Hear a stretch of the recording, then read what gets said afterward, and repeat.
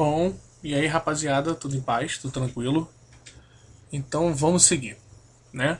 Na última aula, a gente, enfim, começou o período de ditadura militar, e aí depois fomos para umas revisões, né, por conta das provas, e agora a gente volta para a ditadura militar, certo?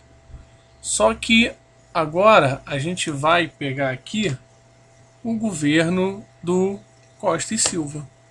Né? A gente começou vendo o golpe e o primeiro governo do Castelo Branco, e agora a gente está vendo o do Costa e Silva.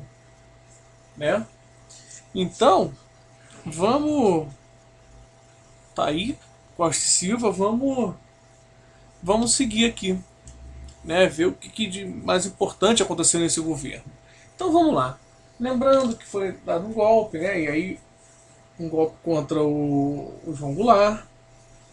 O Castelo Branco entrou, né? A ideia era que se, pelo menos era o que era divulgado, que se retornaria para os civis o governo em 2 anos, de repente, era só para organizar aquela coisa de luta contra o comunismo e tal. E aí não aconteceu, né? Isso não foi efetivado, não foi devolvido. Então, pelo contrário, né? Foi se instituindo cada vez mais essa ditadura.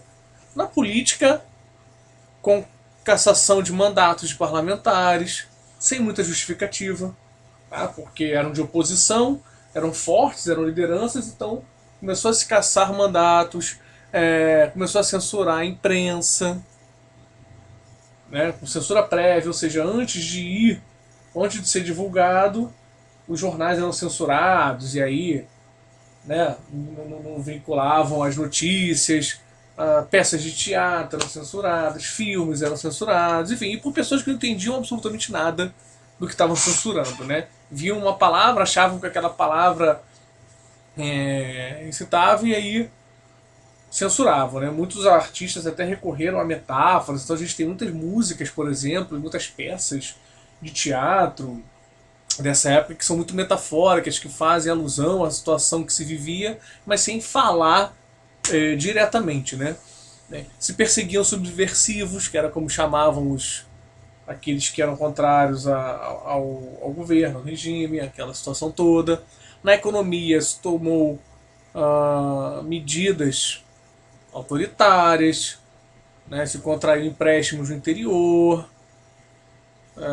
com investimentos estrangeiros, com juros baixos aqui no Brasil. Então se construiu uma sensação de crescimento a pleno vapor. Né?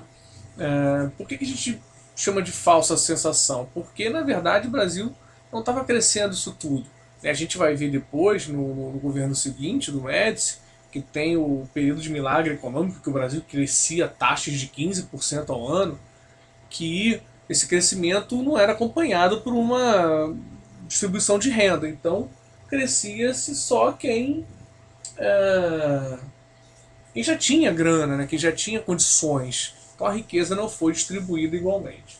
Mas a gente vai falar isso mais no Médici. E isso acaba gerando uma série de manifestações, de descontentamento com o regime, que, poxa, entrou aí, prometeu um monte de coisa e não está cumprindo. Então, alguns exemplos, né, um exemplo dessas manifestações foi o seguinte: em 68, teve uma manifestação, né, contra o fechamento de um restaurante popular, o restaurante do Calabouço, que era onde muitos estudantes aproveitavam, se encontravam e aproveitavam os preços mais baratos do restaurante para se encontrar, né, uma manifestação contrária ao fechamento desse restaurante por conta da polícia, que fechou, dizendo que era um ponto de encontro de subversivos, né, porque eram estudantes que se encontravam ali e tal. Acabou com a morte de um estudante, do Edson Luiz, né, com um tiro pelas costas. Se não me engano, ele tinha uns 17 anos, algo assim. E ele tomou tiro nas costas.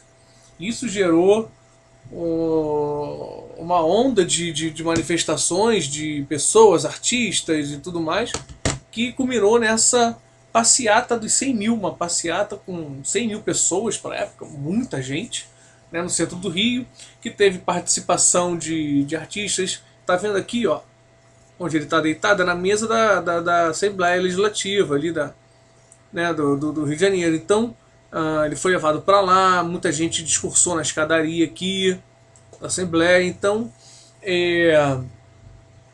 famosos, né, artistas, atores, muita gente discursou, foi contra a situação de abuso e de autoritarismo que vinha crescendo cada vez mais no país, né? Na arte também, tá vendo aqui? Ó, isso aqui é durante a passeata, que eu falei dos 100 mil. Ó. Gilberto Gil, o Chico Buarque, aqui se eu não me engano é o Caetano, tá meio desfocado pra mim aqui. E tem outros aqui, tá? Tem outros artistas da música, tem atores em vários lugares da passeata. Você consegue ver grupinhos assim de pessoas famosas juntas, né? Então, e um grande foco de resistência ao regime, né, ao governo, é a arte.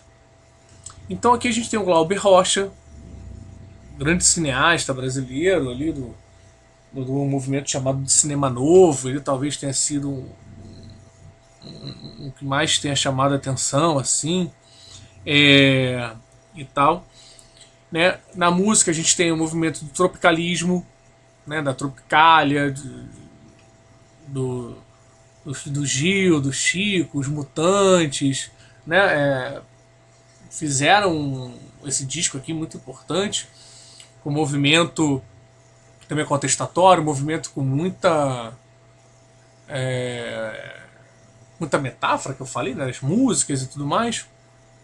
Os festivais da canção, aqui a gente tem o Chico com, se eu não me engano, é MPB4, não tenho certeza, cantando Roda Viva, né, uma música muito importante. Depois você procura aí para ouvir, certamente você provavelmente já ouviu em algum momento, falar pelo menos dessa música. O Teatro de Arena também, que surgiu para fazer muitas peças de contestação. Foi invadido também, algumas vezes, com espetáculos sendo interrompidos no meio. Enfim, a cultura foi um grande foco de resistência ao regime, de denúncia de coisas que estavam acontecendo, né? Ruins. Tem até um filme agora chamado Narciso no Espelho. Não é isso? Acho que é. O Narciso Sem Espelho, alguma coisa assim. Que é um documentário, foi selecionado por festivais aí fora, que é o Caetano contando o período que ele ficou preso, né? Caetano foi preso, Gil também, mas contando o período que ele ficou preso aí, sem se, sei lá, uns 3 meses, sem se olhar no espelho sequer. Então é bem interessante aí, quem puder assistir, assista. Eu também não vi ainda, mas estou querendo muito ver, né?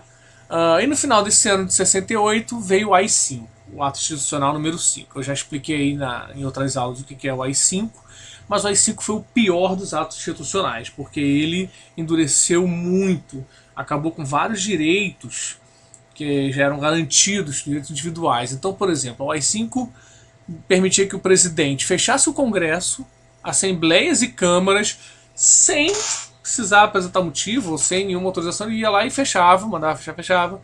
De estabelecer estado de sítio também, sem permissão de outras casas, caçar mandatos de parlamentares, demitir ou aposentar compulsoriamente funcionários públicos.